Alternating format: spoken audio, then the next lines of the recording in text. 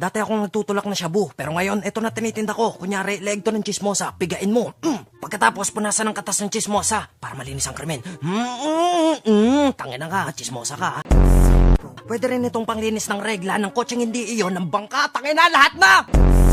Kapag yung libreng sabaw sa karinderya, lasang pinakulo ang medyas lang, gamitin mo to. Pak! Ayan. Ito na siya.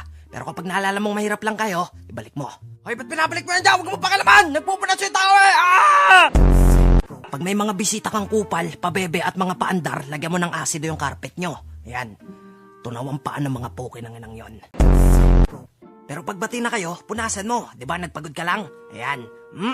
Oh, kaboom! Ayan, tas imaginein mo ex mo. Suntok-suntokin mo. Pat mo ako niloko. Ah, mahal kita. Ayoko sanang gawin sa ito. Ayan, malinis na ulit. Kaboom! Eh nga lang, mabaho pa rin. Binabati ko yung nanay kong patay na! Ito tuwalya ko para sipsipin sebo ko sa katawan. Inabot lang sa akin to eh. Sabi, pasikat ko daw. O sige, matindi na to. Kung ganito kalaki kargada mo, wow! Sa dami kong sinabi, pag ito pa rin binili mo, gago ka.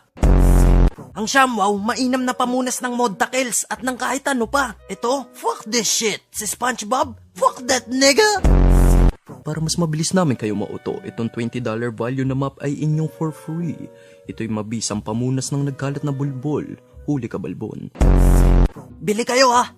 Ayoko na magtinda ng shabu, wala na akong pag-asa.